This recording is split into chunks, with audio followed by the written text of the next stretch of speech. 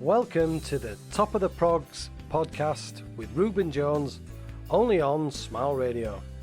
If you'd like to support Smile Radio so we can continue to be the beacon for unsigned and independent music, please go to our website www.smileradio.co. You can become a Patreon or you can just simply make a donation. Follow us on Instagram and Twitter at Smile Radio 3, Facebook at Smile Radio Yorkshire. Thank you and enjoy the podcast.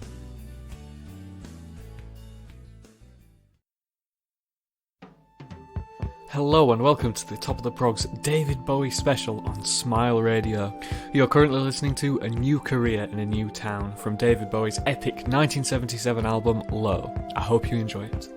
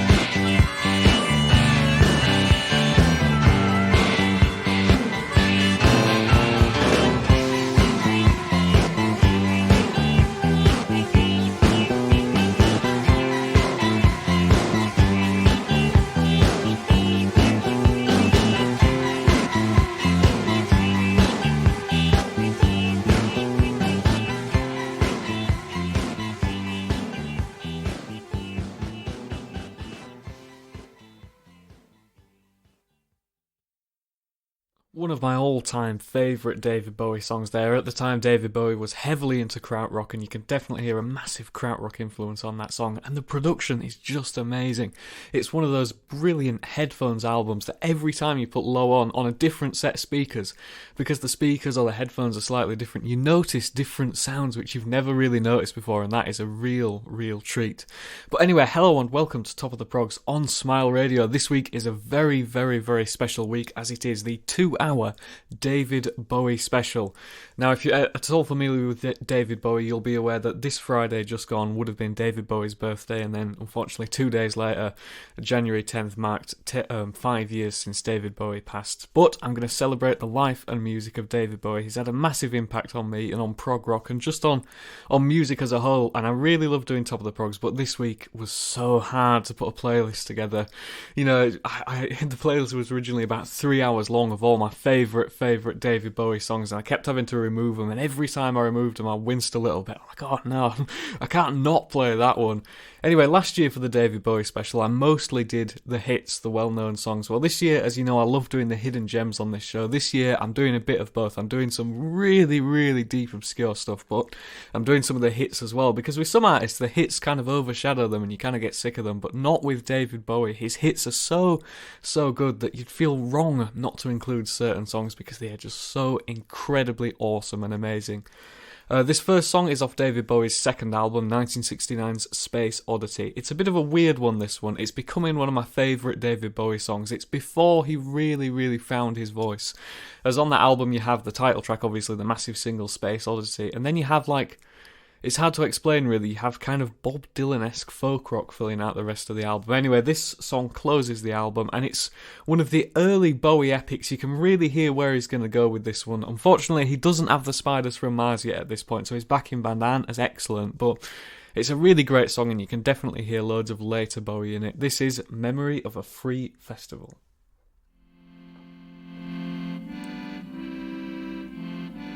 Maybe I should announce it. Shall I? The Memory of a Free Festival.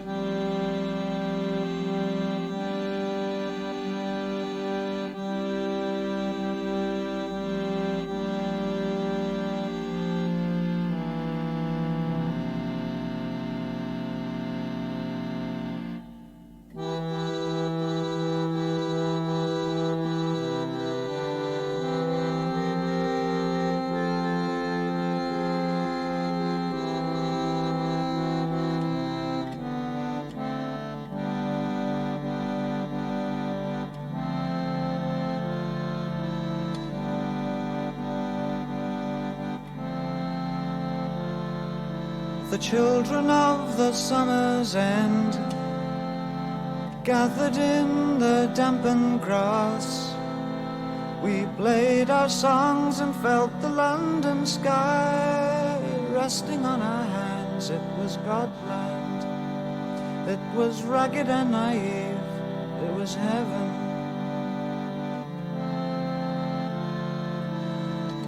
We touched the very soul of holding each and every life. We claimed the very source of joy ran through. It didn't, but it seemed that way. I kissed a lot of people that day.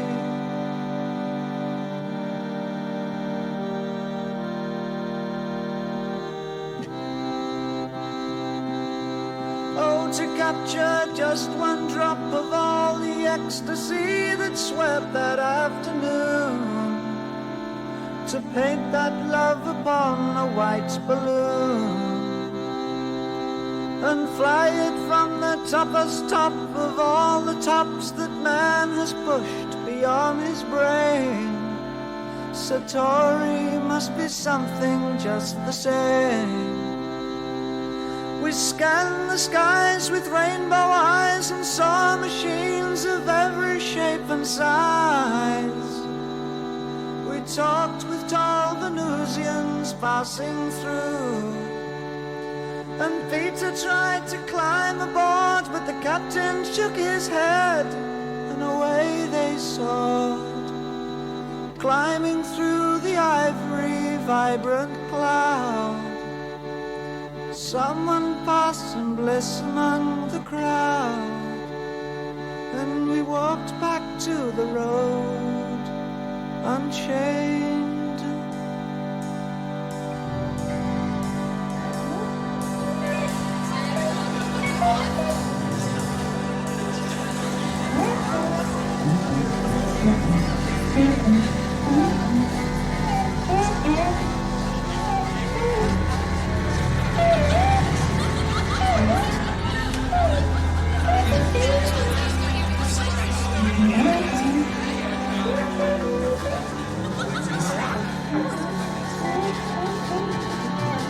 The machine is coming down.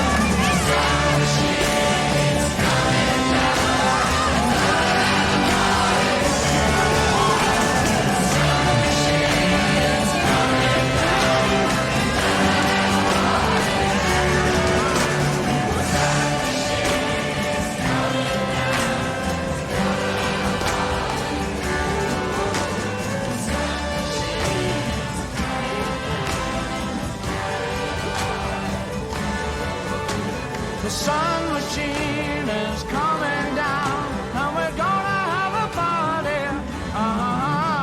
The sun machine is coming down, and we're gonna have a party. Yeah, yeah, the sun machine is coming down. Oh, sun machine is coming down.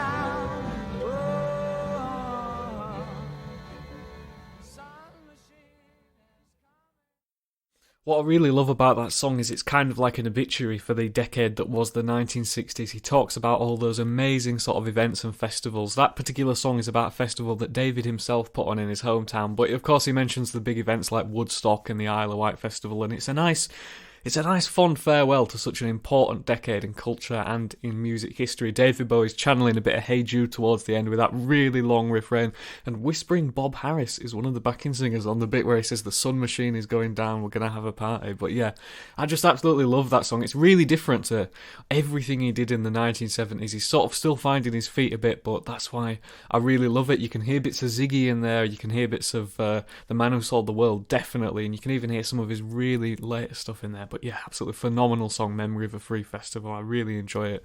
Also gets brownie points for the phenomenal reed organ playing at the beginning of the track. It's just got such a nice, warm sort of sound. I've got a reed organ in my home and I play Memory of a Free Festival nearly every single day. Moving on from Space Oddity to a track from his next album, 1970's The Man Who Sold the World. The Man Who Sold the World is such an important album to Bowie fans and fanatics and to Bowie himself because it was the first of the classic Bowie albums. You know, he had a run of classic albums. In my opinion, it goes on for much longer than other people's, but my opinion of his classic albums goes from The Man Who Sold the World all the way up to Let's Dance in 1983. Every album within that, I think, personally, is a masterpiece, and The Man Who Sold the World is the first one in that run. One of the most important things about The Man Who Sold the World is that he has discovered 2/3 of his backing band. There is the incredible Mick Ronson on guitar. He's just the king of electric guitar, especially in the early 1970s. And what he was able to do with Bowie's music, he was able to take it to a totally other place with his arrangement skills and with his guitar playing.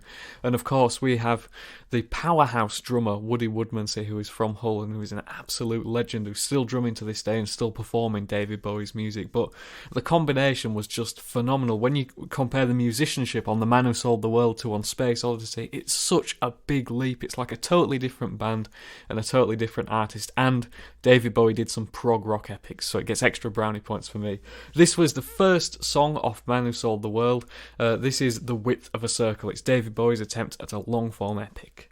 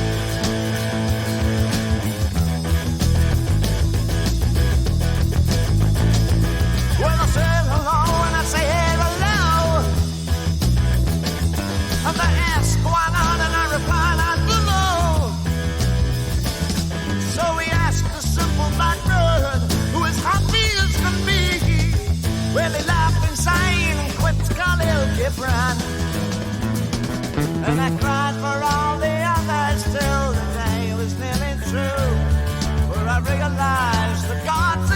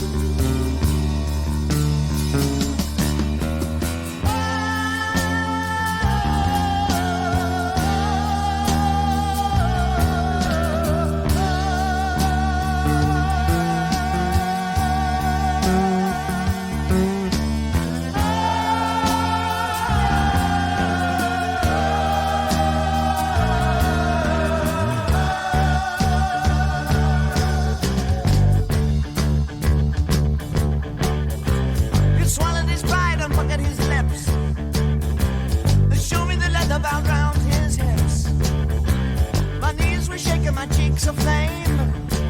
He said, you'll never go down to the gods again. It struck the ground, the cavern appeared, and I smelled the burning pit of fear.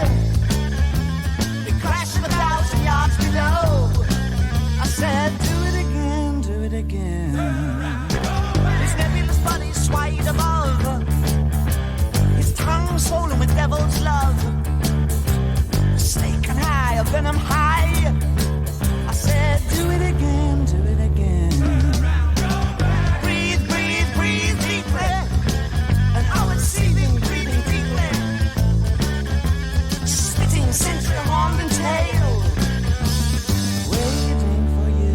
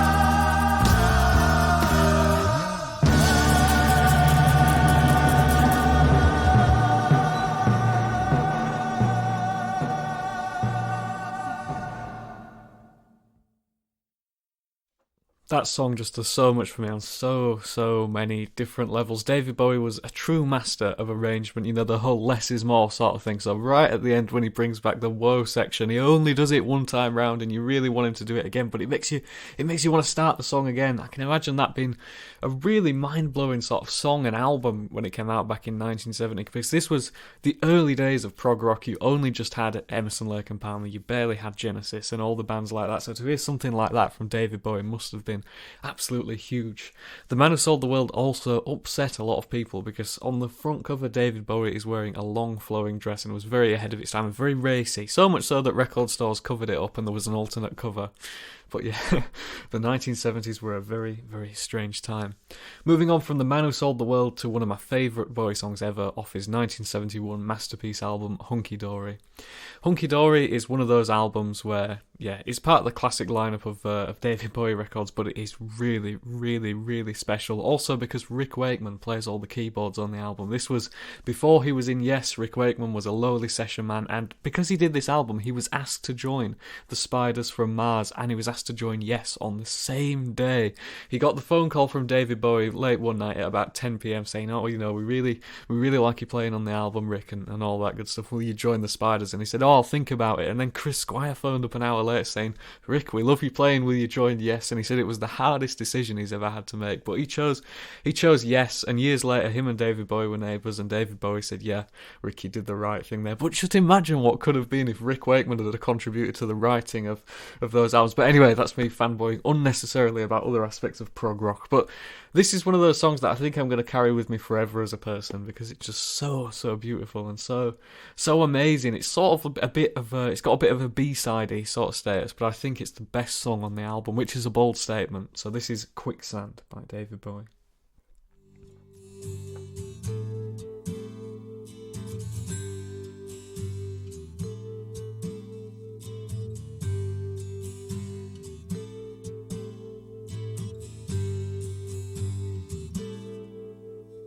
I'm closer to the golden dawn, immersed in Crowler's uniform of imagery.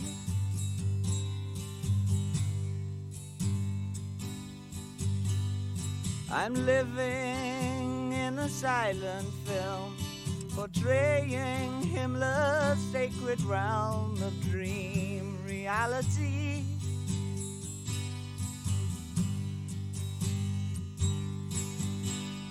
I'm frightened by the total goal, drawing to the ragged hole, and I ain't got the power anymore. No, I ain't got the power anymore.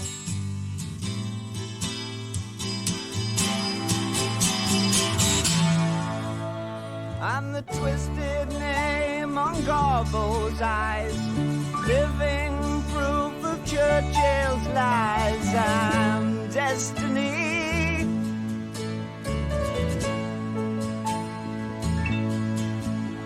I'm torn between the light and dark, where others see their target, divine symmetry.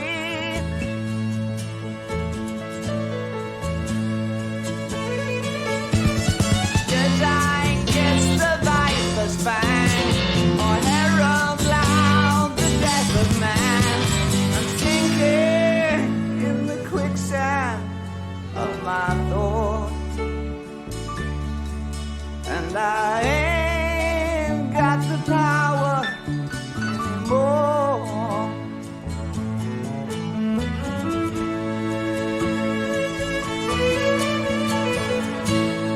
Don't believe in yourself, don't deceive with belief. Knowledge comes with death's release.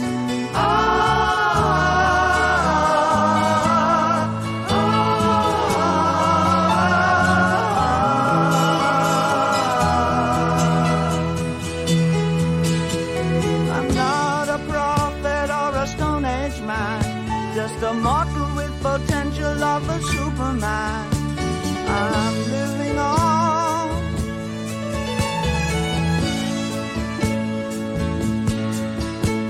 I'm tethered to the logic of Homo sapien. Can't take my eyes from the great salvation of faith.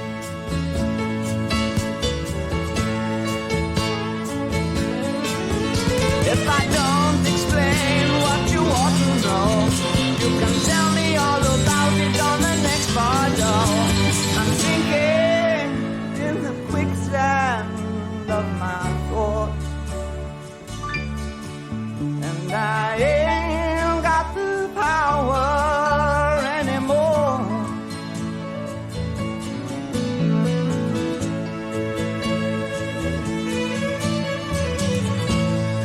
Don't believe in yourself, don't deceive with belief. Knowledge comes with death's release.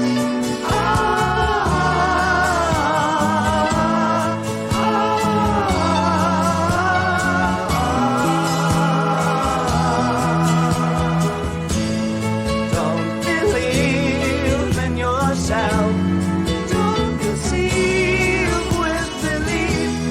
Knowledge comes with death's release.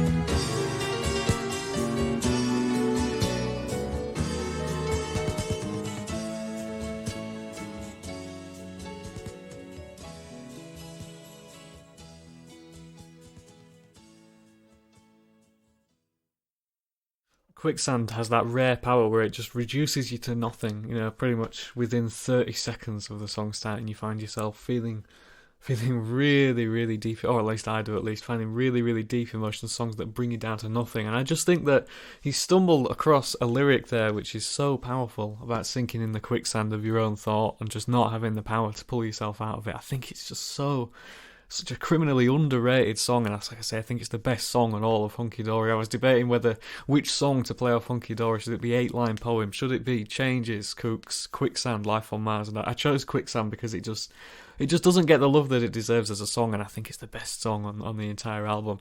Hunky Dory was produced by Ken Scott, who's an amazing producer, and when I was studying audio engineering at college, he came and did a talk all about how he recorded Hunky Dory, and that was one of the best days of my entire life. And he was saying at the time he was just an engineer, he was not a producer, had never produced anything, and this young bloke, David Bowie, approached him and said, "Oh, Ken, I really like your work. I want you to produce my next album, Hunky Dory."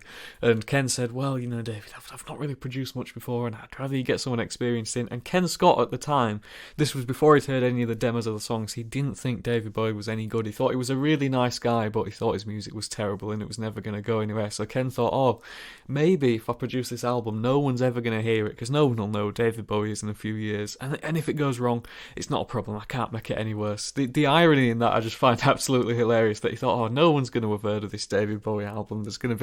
I might as well give a go at producing it, because I can't make it any worse. And ironically, he produced one of the greatest albums of all time. I just think he's a great guy, great engineer, and that story is just absolutely hilarious.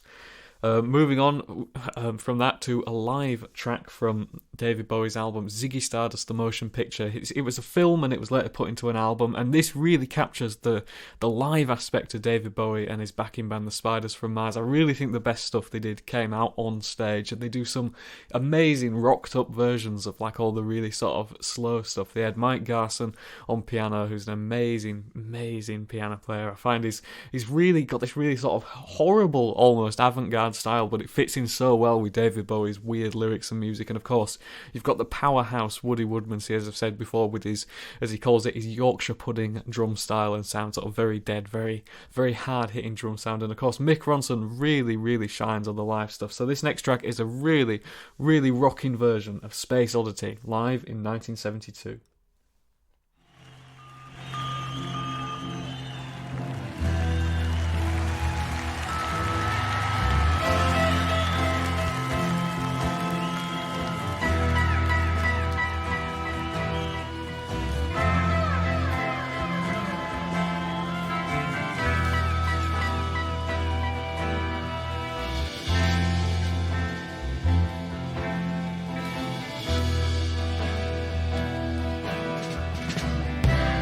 Ground control to Major Tom. Ground control to Major Tom. Take your protein pills and put your helmet on. Ground control to Major Tom. Commencing countdown, engines on. Check ignition, and may God's love be with you.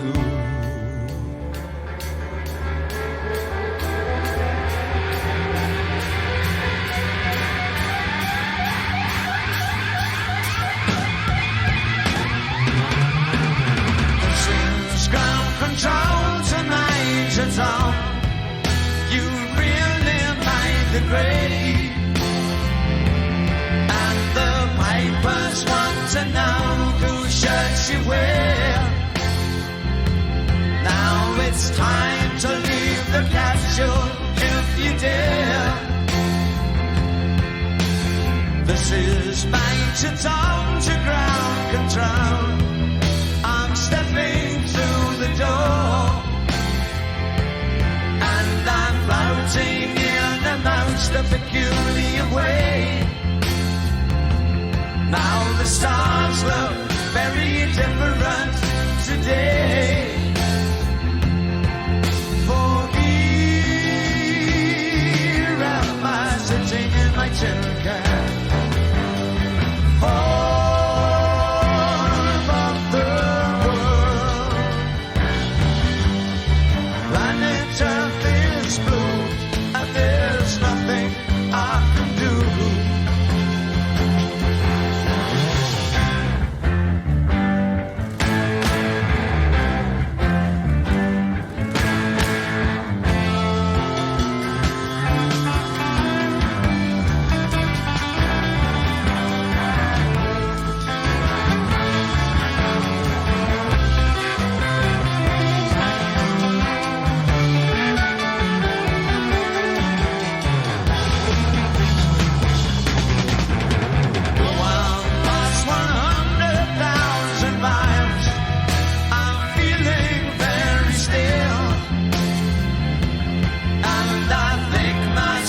ship knows which way to go.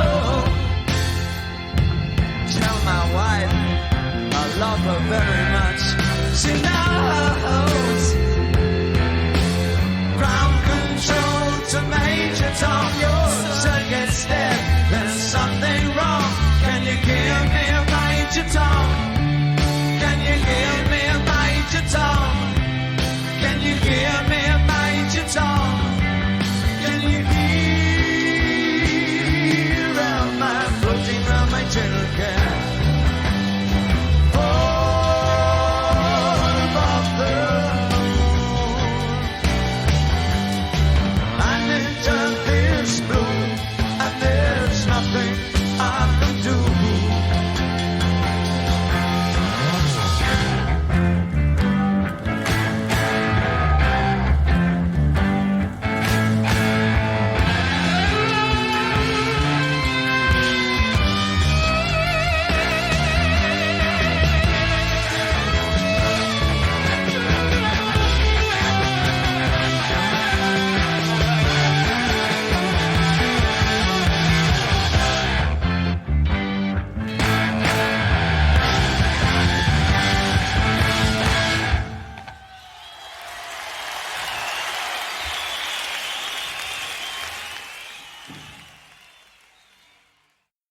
What I really like about that compared with the original version is you can just tell that's a band having so much fun on stage, just being at the absolute top of the game. Woody Woodmansey's powerhouse drum fills, and of course Mick Ronson's guitar tone kind of steals the show. It's just so incredible, especially considering the time of its release as well.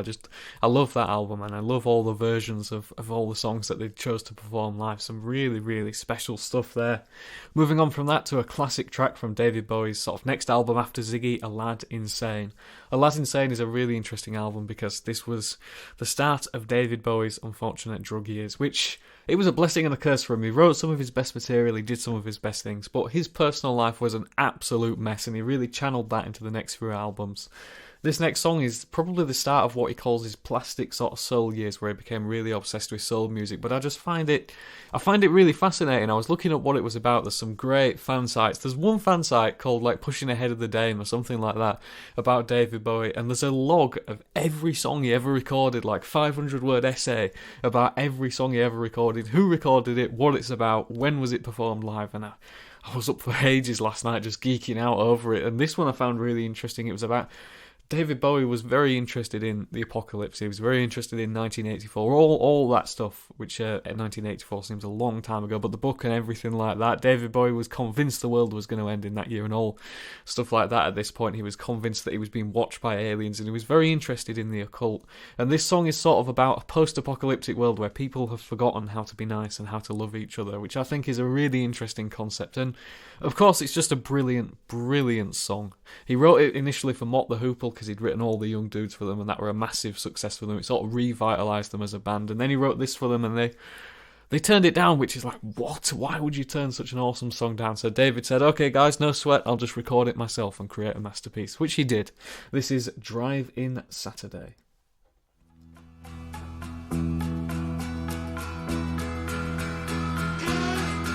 Let me put my arms around your head. Gee, it's hot, let's go to bed.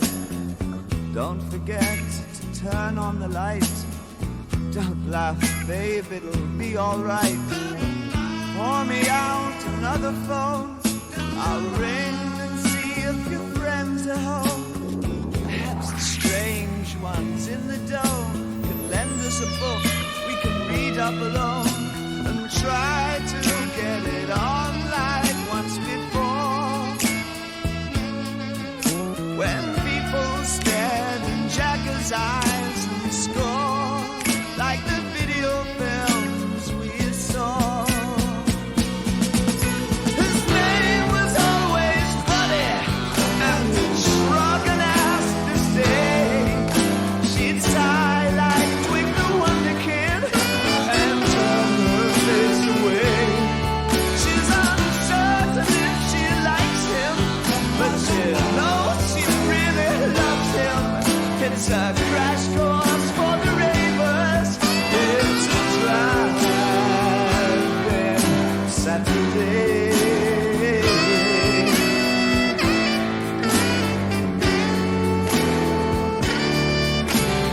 Young, the foreman prayed at work. Neither hands nor limbs would burst. It's hard enough to keep formation amid this fallout saturation.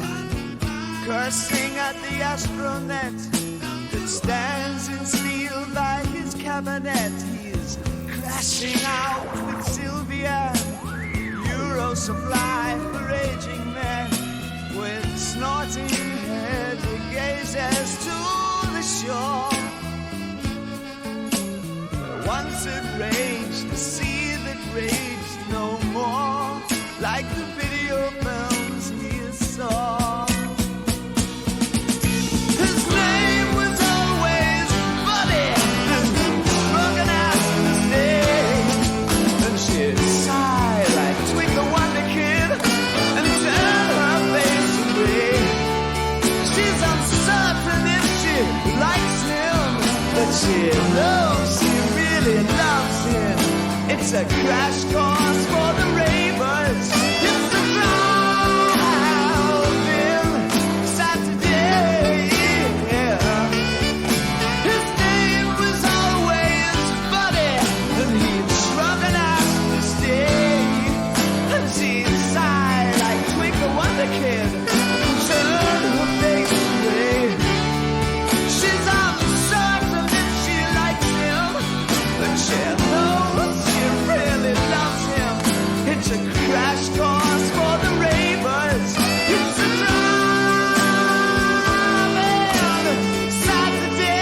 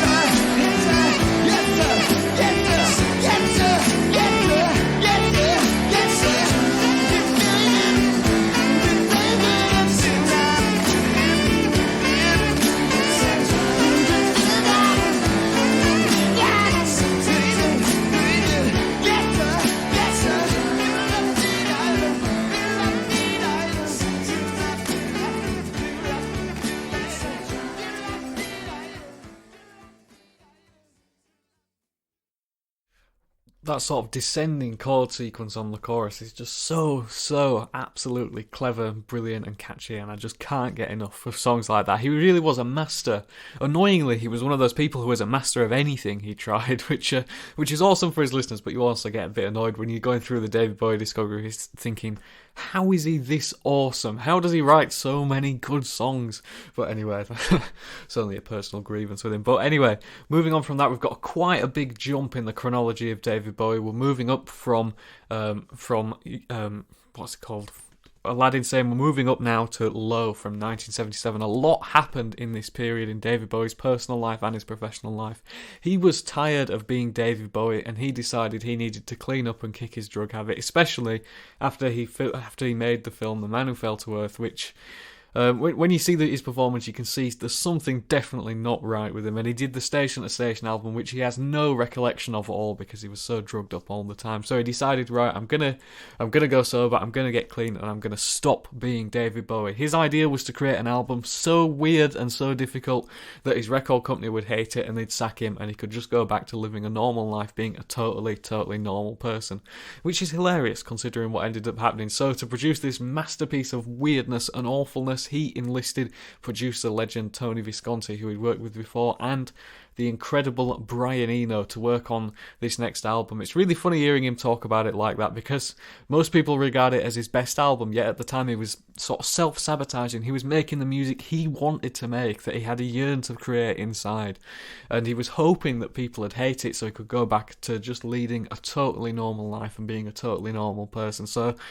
he just wanted to make an album that was really different. There was a loose concept in his head for the album, which was one side short scat pop songs no longer than 3 minutes, and the other side drawn out, really harsh, difficult instrumentals, very similar to what Brian Eno was doing on Music for Airports. And all of the three who were producing it and creating the album thought, wow, this is really interesting. And this next piece it just shows there's a higher level of creativity, I think, going on in this song. And this song, like Quicksand, just makes me feel these really strange emotions and sort of reduces me to nothing, which is really weird considering that there's no real lyrics on the song. David Bowie's just sort of making up whatever comes into his head, and yet somehow he's created this really dark piece of music. I think Eno started out crafting the sort of synth melody on there, and it's a really scary song. It's one of those you could put on with the lights off and you'd feel really uncomfortable and awkward listening to it. It's a headphone song. I often wake up at night at 3 a.m. and need a bit of this next song and put it on just to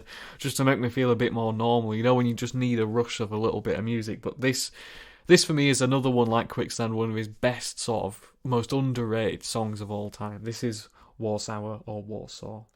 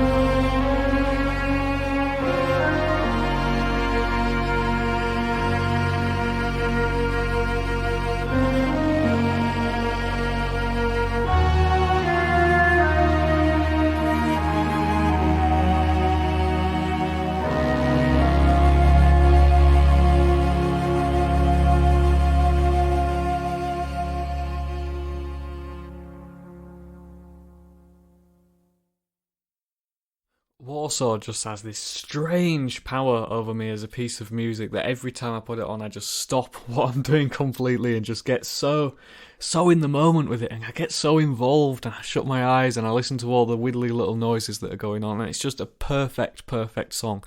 There's one of those Red Bull music videos where they're talking with Tony Visconti about how he made the Berlin Trilogy, and it's fascinating what he corroborates David Bowie's story about trying to make the album he wanted to make and not caring whether it was successful, talking about Bowie and Eno's relationship, saying that Eno was kind of this like weird puppet Zen master would be the boss of David Bowie and tell him what to do and orchestrate little events to make him think about music differently. But it's a phenomenal album, and it kicked off the legendary Berlin Trilogy, which saw Low and then Heroes, and then the next album we're going to talk about, Lodger. Lodger is one of my favourite David Bowie albums. It's criminally underrated. Most people can't stand it, but I think it's his third best album in my opinion, which is it's such a really heavy thing to say, but this year, being in lockdown, I've really dedicated so much time to Lodger and really got into it. These next two songs, I'm going to play them back to back because they're so similar and they're absolutely phenomenal. These are two songs off of side one of Lodger, and they are the sort of big hits off the album. The first one is a really underappreciated song, and the second one is, well, it's just pure genius by David Bowie. This is Look Back in Anger, followed by DJ from Lodger.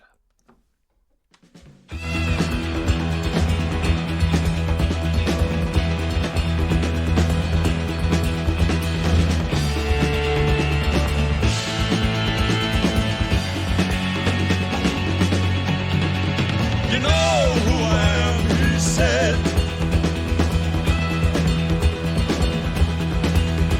The speaker was an angel. He coughed and shook his crumpled wings, closed his eyes and moved his lips. This time we should be going.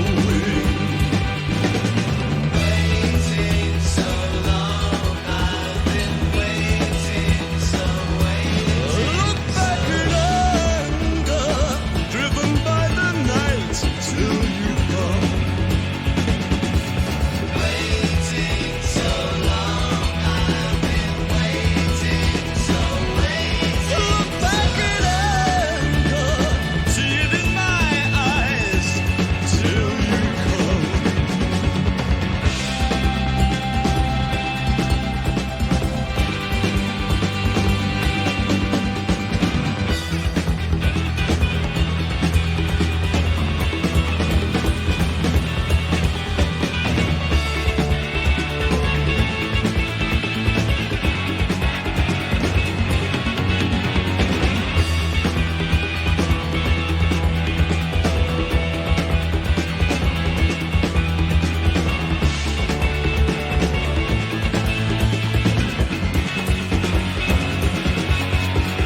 No one seemed to hear him, so he leaped for a magazine and yawning rubbed the sleep away. Very sane he seemed to me.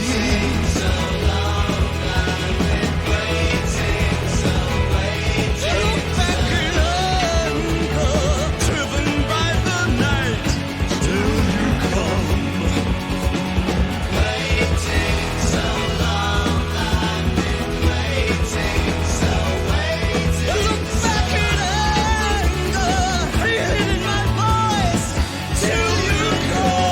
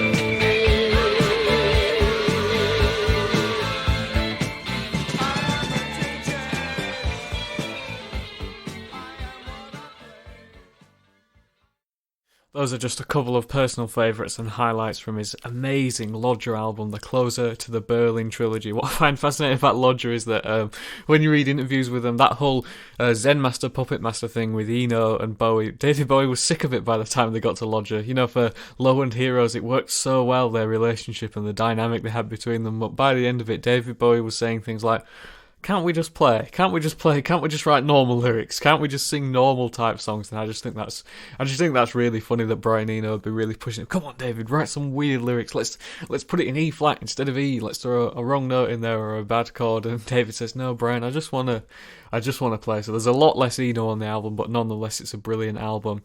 What I find really interesting about Look Back in Anger is that it is the inspiration for the Oasis song Don't Look Back in Anger. And Noel Gallagher said it in several interviews that the starting point for that song and the title was David Bowie's Look Back in Anger, which I think is really cool that Noel's like a niche Bowie fan picking up on sort of tiny details like that. One thing about DJ which has sort of puzzled me recently is I watched a review of the album, and this reviewer said, could he be singing about himself because his birth name is David Jones? So I am a DJ, I am what I play, I am David Jones, I am what I play, and he's got Believers. It makes the whole song so much more interesting for me.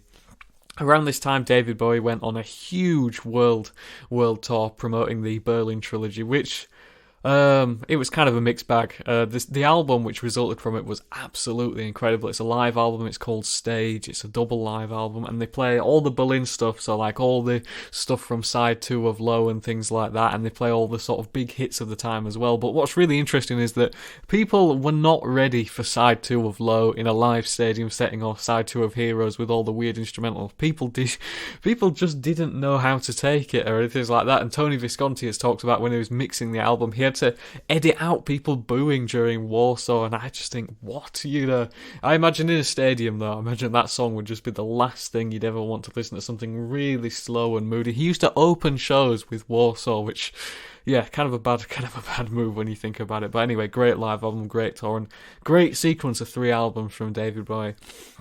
He's a brilliant collaborator. That's another thing that's so awesome about him, is that he's able to bring the best out of people he works with.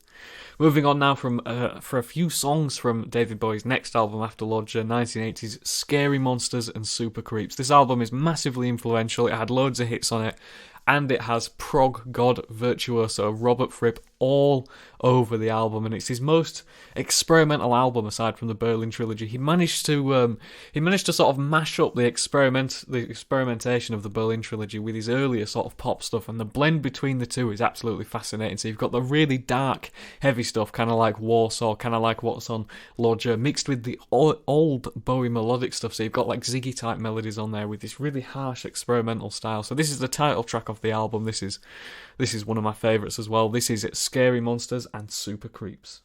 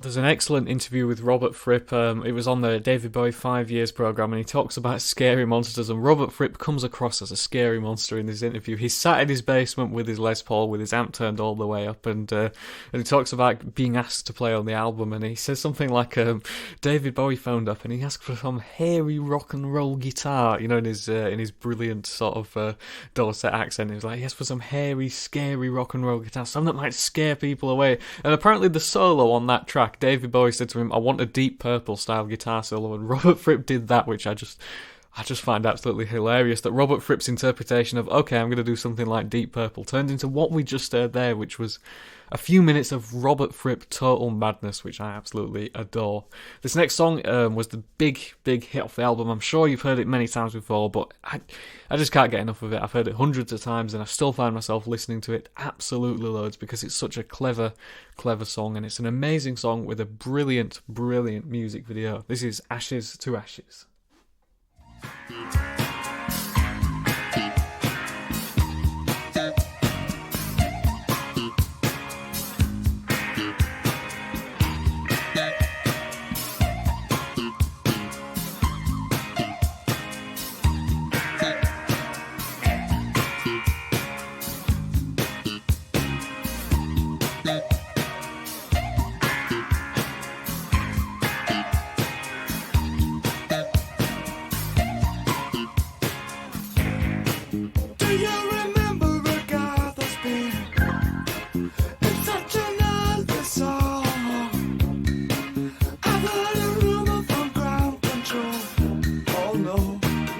It's true.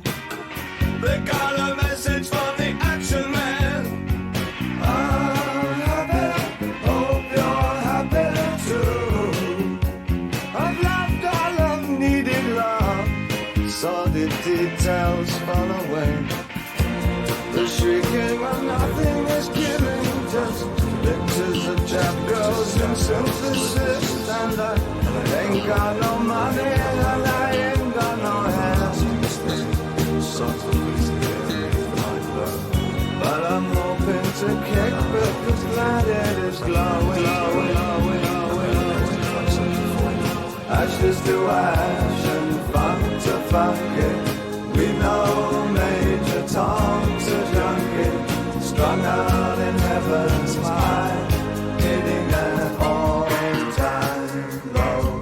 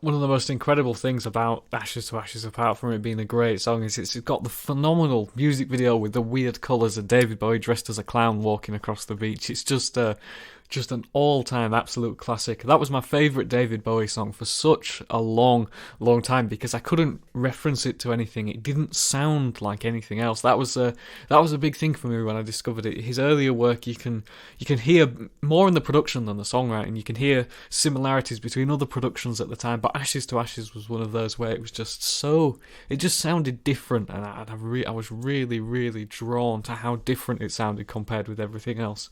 This next song is another one from the Scary Monsters album, and David Bowie flexes his prog rock skill with a bit of 7/4.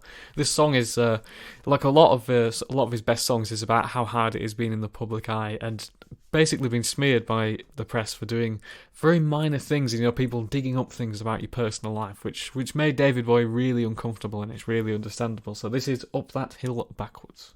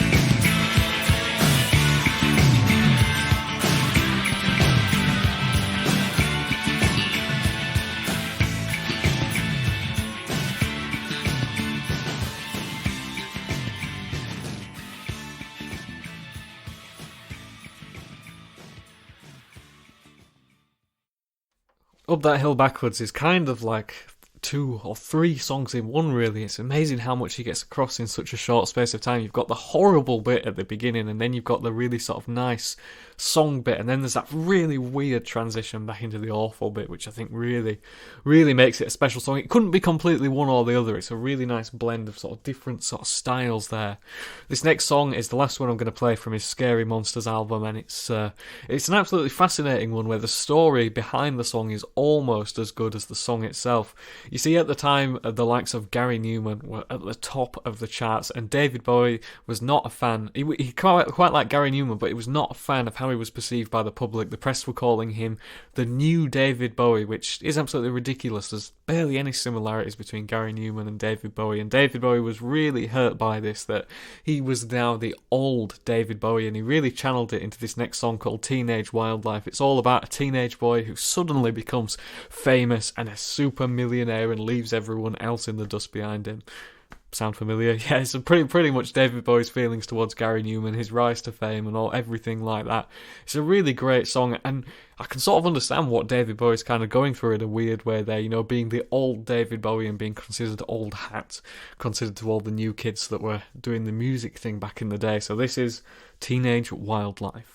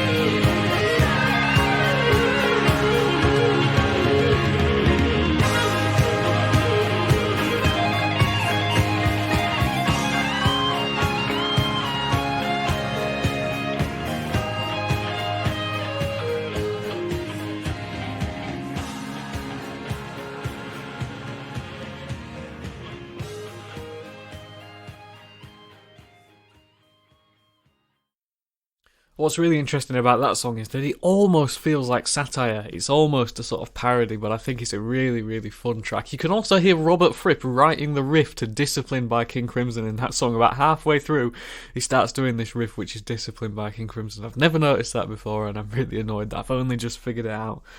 Anyway, after Scary Monsters and Super Creeps, David Bowie did the touring thing, and then he assembled a new team. He'd had Tony Visconti for the past few albums, he'd had the same backing band, and now he was ready for a change. He enlisted the help of legendary producer Nile Rodgers, the legendary mix engineer Bob Clearmountain, who was at the top of his game, and a bunch of other prolific session musicians to help him craft his next album, which would later become 1983's Let's Dance. Let's Dance, a lot of people think, is the Bowie sellout album. It's the one where he finally gives up his artistic credibility just to sell some records. But I think it's more than that. I just think it's a really, really good album, and it's very of its time compared with the early Bowie stuff, like ridiculously of its time. Like, it's got those massive 80s reverb snares, cheesy chorusy guitar, but I think it's still a great album. And this next song opened up the album Let's Dance. This song is Modern Love.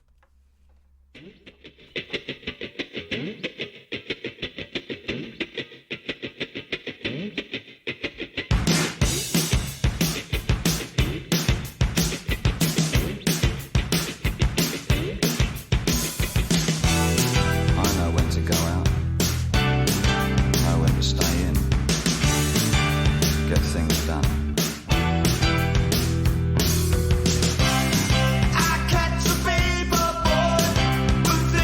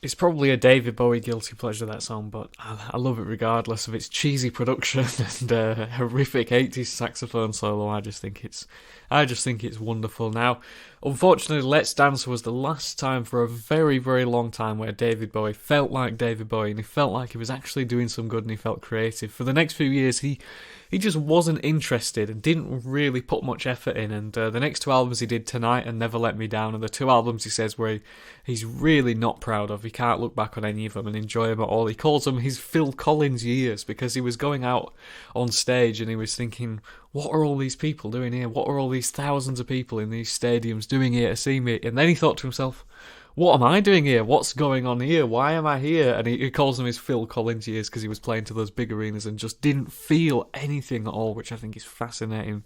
But there is one song on his Tonight album which is fondly remembered, and I think is up there with the classic Bowie stuff. It's ruined a bit by 80s production. He did a demo of it and it's got a really powerful lyric, and then it was 80s-ified, if that's a word. It was 80s-ified, and it was just turned into a big rock production of its time, and David Bowie was too conscious of trying to make it as epic as possible rather than just trying to record a truly great song. But this is one of my favourite Bowie songs as well. It's really underrated. It's just an absolute masterpiece in my opinion. This is Loving the Alien.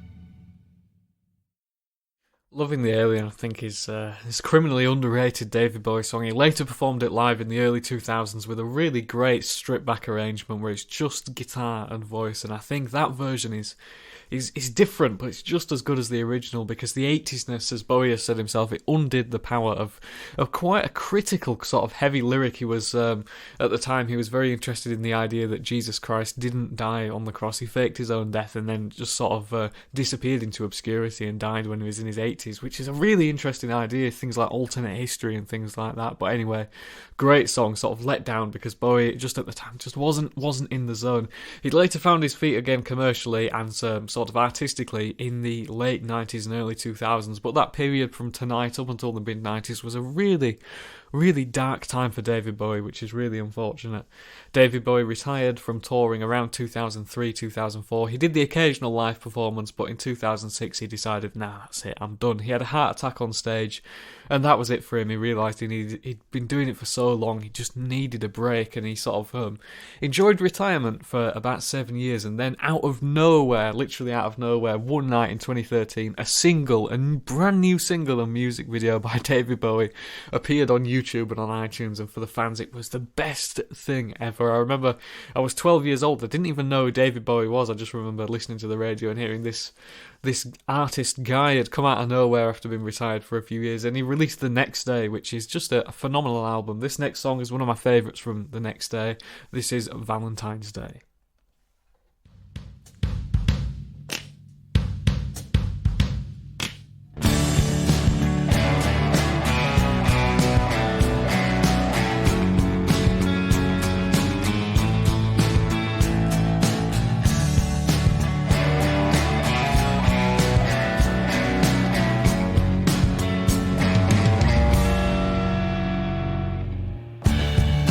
Valentine told me who's to go.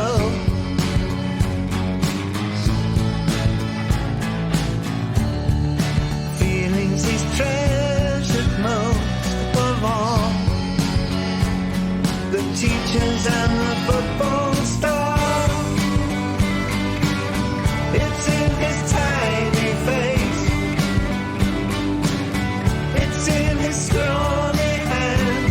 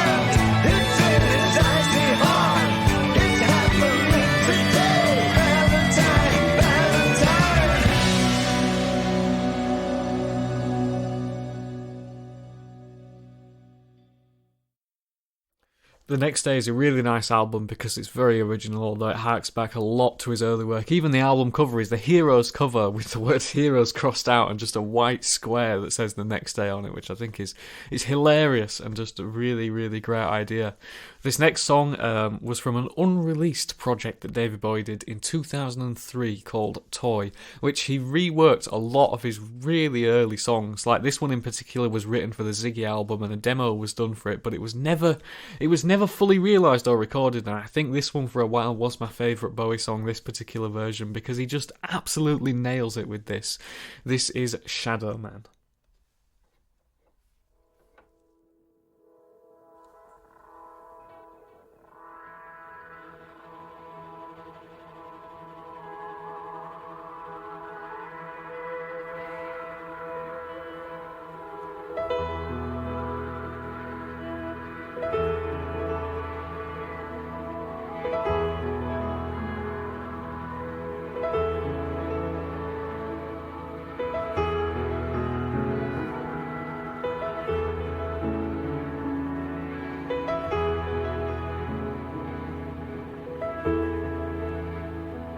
There's a man back a ways who believes at where he is, and there's a girl up ahead who says she knows,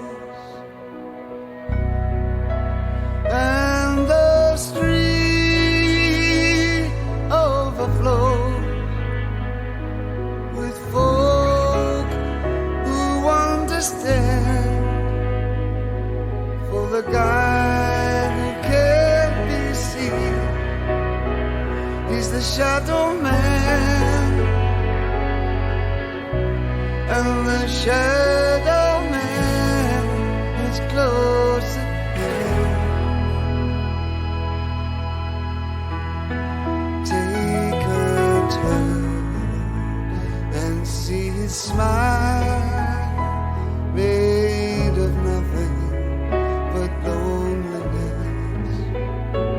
Take a walk, be a friend to the shadow man.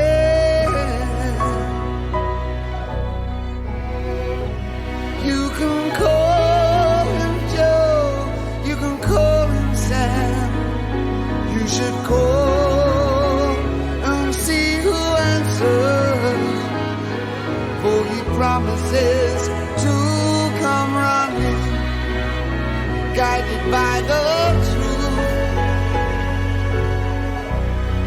For the shadow man is really you.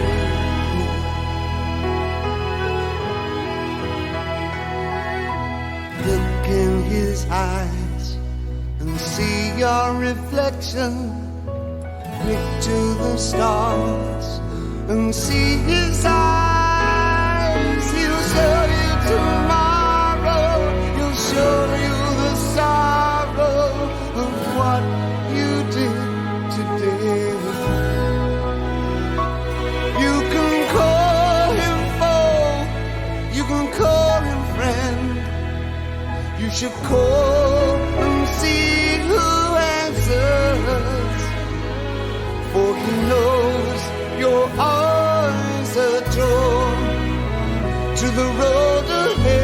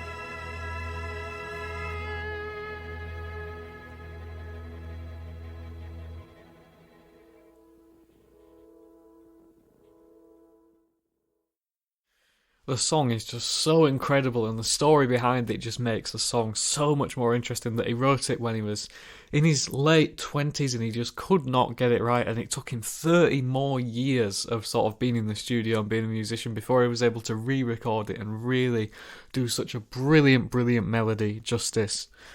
We're now unfortunately nearing the end of this week's epic David Bowie special. I have absolutely loved it. Thank you all for joining me for this really long episode. I have really loved it. It's been a real treat just to geek out about David Bowie. I've loved it, and thank you all for joining me once again. It's just absolutely been amazing. It was really hard to decide what song to end with, but when I heard this one, I was like, it's got to be, hasn't it? It's just got to be his song. It's that one that everyone talks about. So this is Heroes by David Bowie. Thank you all for listening. Have a good week. Goodbye.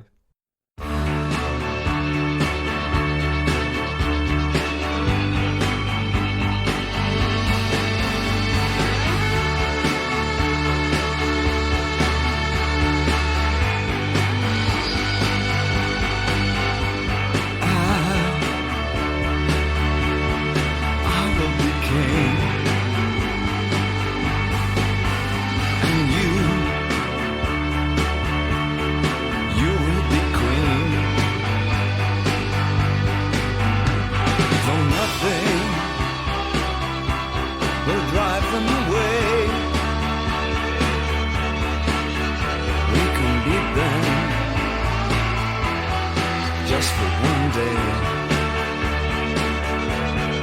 we can be heroes. Just for one day, and you can be me, and I'll drink all the time. 'Cause we're lovers, and that is a fact. Yes, we're lovers, and that is that. Though nothing will keep us together, we could still die. Just for one day, we can be heroes forever and ever. What you say?